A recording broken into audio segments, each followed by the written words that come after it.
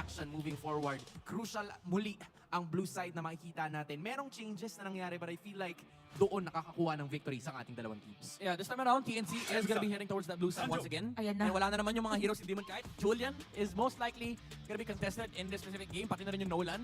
So do expect those two assassins to come out. Maybe sa second phase, maybe si Nolan pwedeng umabot ng first pick dahil nga Diretso na kanina pa agad, siya- no? Kanina pa siya urong ng urong. Actually, ganito din kanina yung ban nila Wolf nung game number 1. Nung time na yon.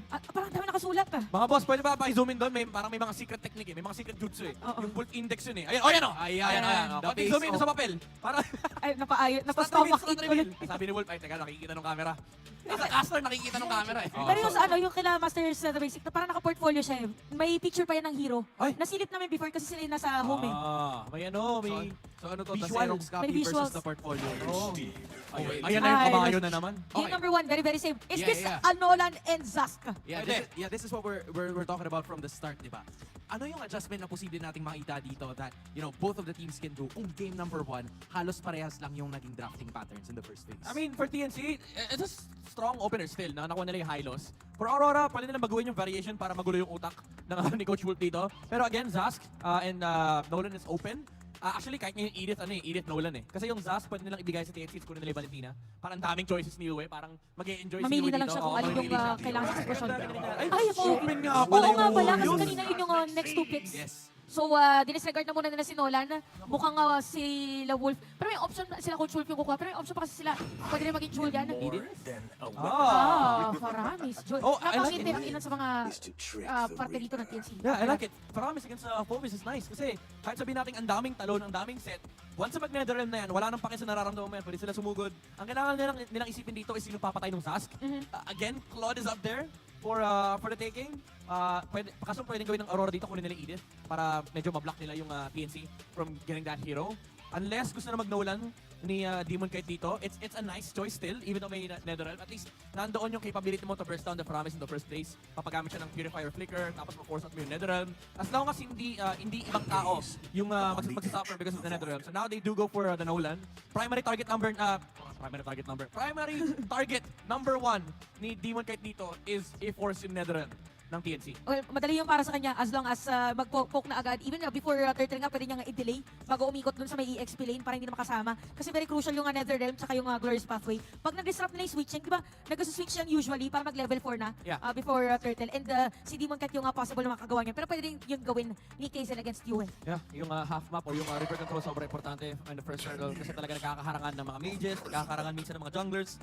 Minsan nga, pag suko ka na sa half map, patayin nyo na lang yung roam sa mid. Usually, ganun din yung nangyayari. I like this. They removed the Moscow from the side of TNC para wala yung cross map play. Kasi yan ang problema ng isang Paramis comp. Oo. Kapag may Moscow sa Bigla may kabila. dumating, no? Oh, tsaka wala kang pansagot dun sa Spirit Destruction kasi naka-Paramis ka nga eh. Parang ang idea ng Paramis is sama-sama tayo. Kumbaga throwback sa Ube playstyle na group up as 5. Now with the Claude being removed, I think it is gonna be a battle of Claude. Maybe somebody's thinking of a Bruno on both sides. Pwede rin naman. Pero yan, shout kay Kuya. Napakarami niyang World collector skin. Collector. Oo, yan ang mga masarap na flex. Okay, I see you. But going back to this game again, na parang halos predictable na kung saan pupunta yung karamihan sa mga heroes dito. Terizla is gonna be the one thing na tinanggal nila mixed up with the carry as well. Interesting take kasi nga sila yung posibleng gumamit niyan. Pero ito na. Happy birthday! Happy birthday po. Happy birthday! Huwag mong itapon yan, sayang. Oo, sayang Kay- naman. Tsaka kay- yung mga 8 na naghaha. Tsaka si Jay, grabe, daming picture ni Jay Lord. Mr. J. Lord. Happy birthday kay Hatred. Sinong good laner na nagre-retry? Di ba? Oh, Ay! ano? Okay, going back. Moving forward, Meron. Okay, sige. this is a carry Pigilan niyo ako! and the Moskov na tinanggal para sa gold lane. Both teams, hindi pa sigurado kung ano yung gagamitin nila dito. Magmino kaya dito yung side ng Aurora? Feeling ko kailangan nilang kunin yung Claude. Pwede naman sila magmino dito kasi Pero makukuha mamaya yung na. Claude. Okay, Ang sige. problema nila, pag nakuha ng TNC yung Claude, Mabilis ka usap, no? mamamatay Okay, yung okay, uod. sige. Sige na nga. Mamamatay yung uod ni Zaz. So kailangan nilang kunin yung Claude. Unless, gusto nilang kunin yung Matilda, wait mo yung Claude, tapos kunin nila yung Bruno. Masinda Bruno pa din. Kasi meron naman silang anchor. Actually, dalawa yung anchor nila. Ayan na nga yung Claude. Kunin ni Claude. Okay. Sila na kaya mag-Bruno dito sa TNC? Pwede actually. Parang yung Claude, gusto talaga nilang tunawan yung Netherrealm as fast as possible. Pero yung Bruno! ang ipipick up. Ano yung XP lane nila? Or kukuha ba sila dito ng ibang hero for Escalera? Magchochoba ulit? Edith? Oo, bukas may. Ruby is still open, by the way. Ay, ang ganda ng Mino. Mino tas Hylos, no? Oo. Ang hirap na talagang patayin. XP ano. Kasi pag in-XP nila itong Hylos, Fovis na yung katapat niya eh. Okay yung matchup na yun eh. Walang problema kay Hylos yun eh. Wala Kung, talagang kung galaw. muscle lang usapan, mas marami yung abs ni Hylos eh. True naman. Pero yung Mino, dadagdag yun kasi pukpukan yung laban pagdating ng team fight eh. Aja, Set up pwede para na. doon Aja. sa Bruno and the Julian. But a tight real Ayun. is gonna be the final edition of TNC Pro Team. Dalawang makunat ang frontliners ng Phoenix Army. Feeling ko minor kaya, minor kaya Mino. Ang ganda ng Mino actually. Mino talaga to. Ang ganda ng Mino. Sabi ko pa sana Mathilda pero Mino maganda. Yeah. I mean, direct matchup versus the Tig. Pero pwede ka rin naman mag-jawhead para meron kang double leash. Para kay Nolan. O di ba hindi Mino? Ah, he did. Ha! Wait, first time natin makikita sa Rene sa Edith, no? I think so. Kasi Or madalas, not. Di ba Is lagi it kay or not? Edward tong Edith? Oo, parang ganun lagi ang lineup nga ng Aurora. Si Edward. Ito-double check ko sa, member of the jury mamaya. Oo, sige, mamaya. Whatever happens into this game, we'll figure it out in just a bit. Pero ang frontliners ng TNC, just like what we mentioned a while ago, compared to what the team fight tactic of Aurora is gonna be interesting. Yeah, it's a test for Aurora kung kaya nilang ulitin yung... Ng Phoenix Army to get their first match win. But standing in their way are the Auroras. Can they prevent the reverse sweep? Casters, Welcome pasok. to Mobile Legends! Welcome everybody and welcome everyone. Balik na naman tayo sa best of 1. Kung sino mang manalo dito sa ating game number 3 ay makakakuha ng isang punto. Muli kami ang inyong casters, ako si Umi. Ito naman si Burrito. Ano bang ina-expect natin dito sa early game? Wala, para sa akin, yung expectations na yan, hindi naman natutuloy yan eh. So, hindi na lang tayo mag-expect. Oo. Kasi again, sabi nga na sa panel na wala sila expectations sa mga teams na ito. Pero ito na nga, pinakita na ng Aurora at ng TNC yung kalakasan nila. Kumbaga, expect the unexpected na lang. Katulad na lamang ng lane dominance na nanggagaling dito sa Hylos at agarang pagsampal kay Rene J na hindi tayo sure kung first time ba niyang gagamit ng Isip dito sa FPL. Oo nga. Sitek pa natin, sitek pa ni Chantel mamaya yan. Oo, sa member of the jury.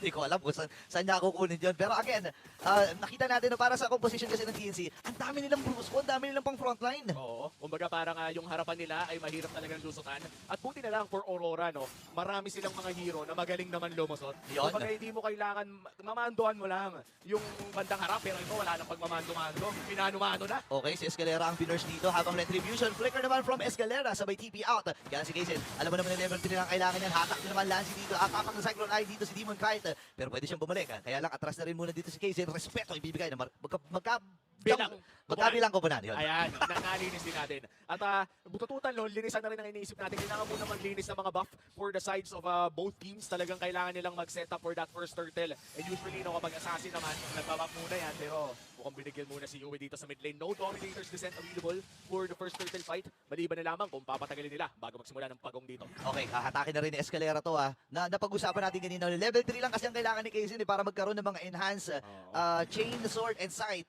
And sa totoo lang sa mga RG boy, medyo may mga lito pa sila eh. Kung paano ba pinapagana yung tatlong skills na yun eh, no? Oo, parang kumukombo ka lang ng paiba-iba, no? Kung minsan gusto mo ng additional sakit o may gusto mong konting crossover. Oo. Depende sa sitwasyon. Kumbaga. Kumbaga pag maghahanap ka ng lulutuin, depende adobo, sinigang o bulalo ang trip mo, di ba?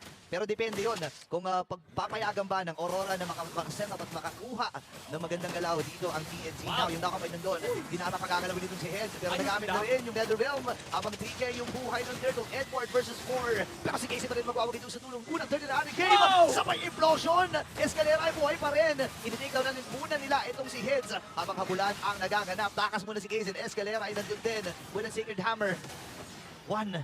Isa lang ang na-take down doon.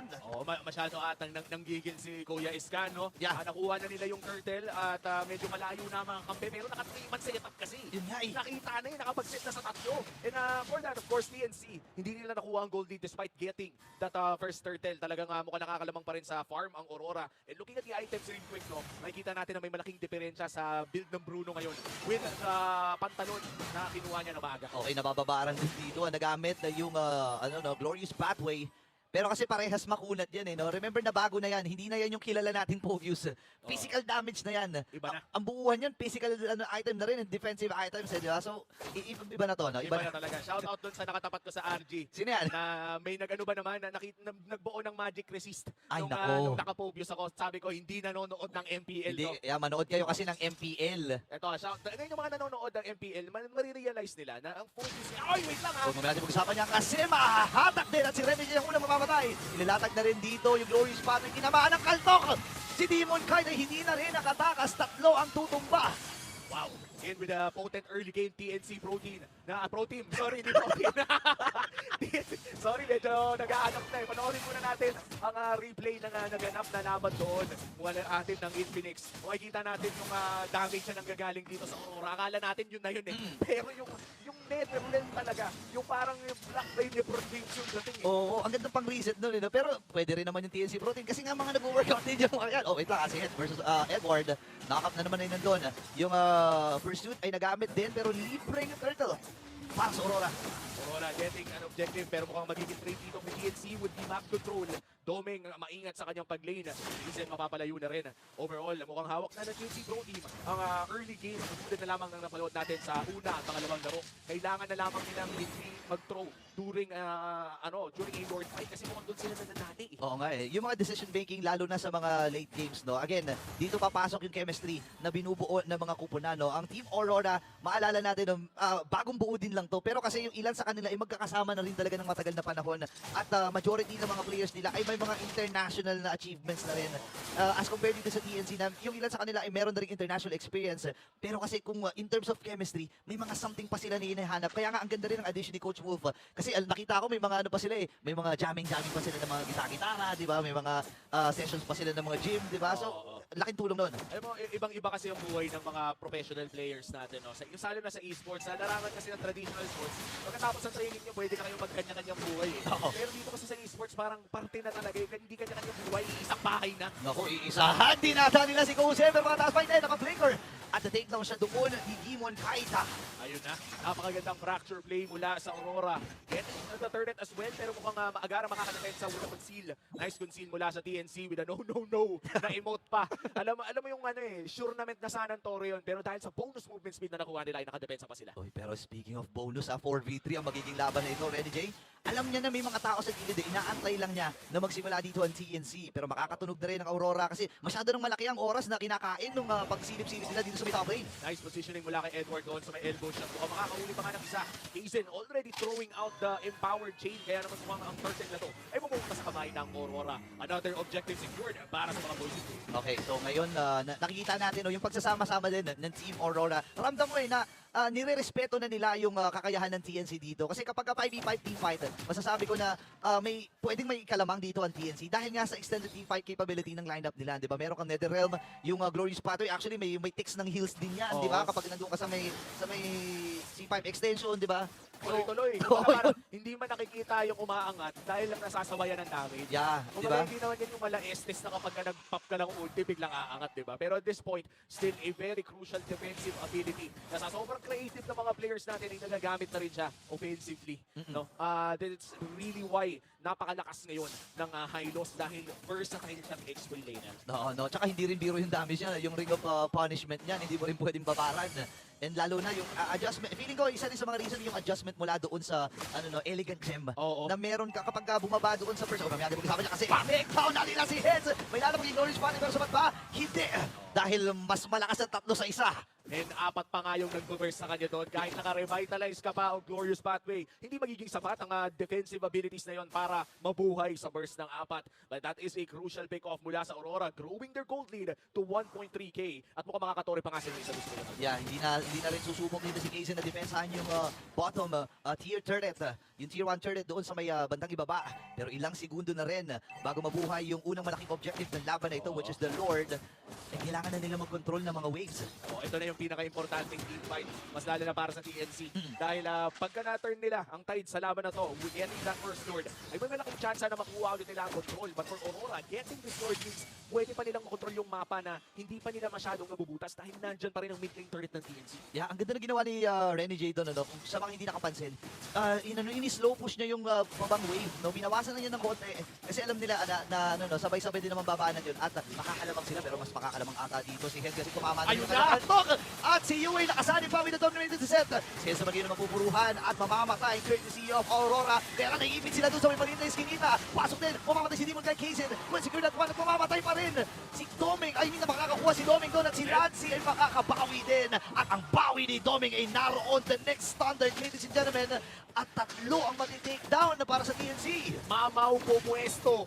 Yan si Doming. Kung magpapalit ka ng mga IGN, kabahan na yung mga halimaw magselos, itong mamaw pumwesto. Yeah. Biruin mo, men, nahawakan man siya, hindi naging sapat yung damage. Kung baga yung spacing ng that entire formation, that entire team fight, ay talagang swak na swak sa formation ng Rora. Talagang may umaanalig sa kanya, nakakabanat siya, at kung may oras na para umuki, ay tsaka at agaran yung binato ito. Ang laki ng tulong doon. No? Actually, ang isa sa mga magandang i-comment ko doon si Yue. Kasi maraming na-burn na skills ang TNC dahil doon sa pag-takedown sa kanya. Unfortunately, nakagamit ng Dominator's Descent. And doon na nagsimula yung teamfight. Doon pa sa may gilid, sa may sikip na part na yan, sa may left mid bush. Nangyari yun. Renegade, kumandok ng isa, pero grabe yung ginawa ni Edward. Ako napilitan kagad ng Netherrealm habang implosion ay nandoon. Hindi mamamatay at si Edward ay talon lang. Si Tommy! mamamaalam din. Kasabay pa nga Netherrealm, nakadalawa na si Cozy dito at si Edson ay talagang mauuluhan doon sa laban na yun. Tatlong mamamatay para sa Aurora. Masakit na yung bola. Masakit na. Masakit na yung bola, guys. Talaga nakita natin na kahit nakapasok doon si Doming, ay yung Wow. damage na nanggagaling kay Kaizen ay kailangan na hindi kay Kusin. Kusin. Ay kailangan ng respetuhin. Actually, mapapanood natin to. Napakaganda ng response na Netherlands doon sa magandang play na binato ni Edward. At pansinin nyo, no, yung damage dyan ng Bruno, yung pag-reposition niya, tapos yung pagpalit ng target, naging crucial yun sa team fight ngayon. Okay, 10K yung buhay ng Lord. Sino makakakuha nito? Si Yue! Si Yue ang makakakuha habang nandun yung potion! And yung reinforcement mula sa TNC, magiging matagumpay ang kanilang pagkuha dito sa kay Demon Kainka. Pero hindi pa katatapos ang laban kasi hahabol din. Ayun na. Si Mr. Consistent, ladies and gentlemen. Bang! Si Edward, Sama! binabalibag sila isa-isa. Bang! Nandun yung flicker din. And the Earth Shutter, dalawang Bang! kuha, make it 3. Makakakuha pa ba sila ng isa dito? At ang liwanag mula sa Aurora ay unti-unti na kumakatok. Kaizen at Kozen, ang ANK connection ng TNC ang dedepensa. At may Lord pa nga doon sa may bandang ibaba. 5 segundo para kay Lancy at 10 seconds naman para kay Heads at pati na rin kay Escalera. Aabot pa naman ata for a full-on 5v5. Pero delikado ito para sa TNC. Mahirap ito, kailangan nilang umiwas. Doming, any moment na pwede siya pumasok. Andun din yung Pokes. Pero mabilis nila tutunawin yung Lord na ito at matutumba successfully yung inner turret. O yung inhibitor turret dito sa may bandang ibaba. Sulit na nakakuha ng isa, wala namang nawala.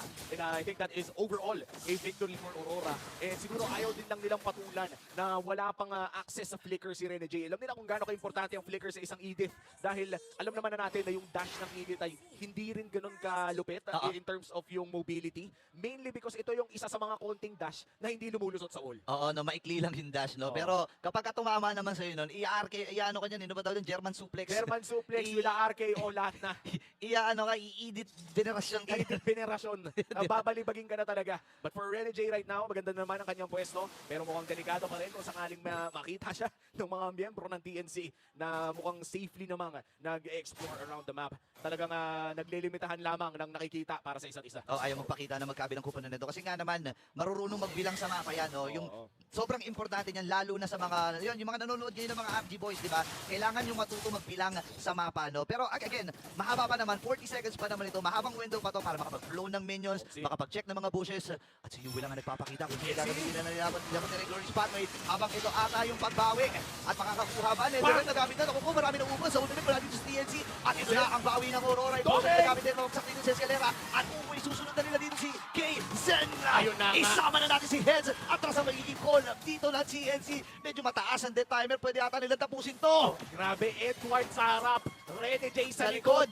Napakahirap pwesto pero Kozen, Okay. nakabili ng imo naman yung isa pero mukhang makakapag-push na sa gitna ang Aurora. Naku, pwede ata nilang tapusin ito. Pwede ata nilang tapusin si Doming ay nagbe-base lock na. Meron na mga minions at ang liwanag mula sa Aurora ay magniningning muli.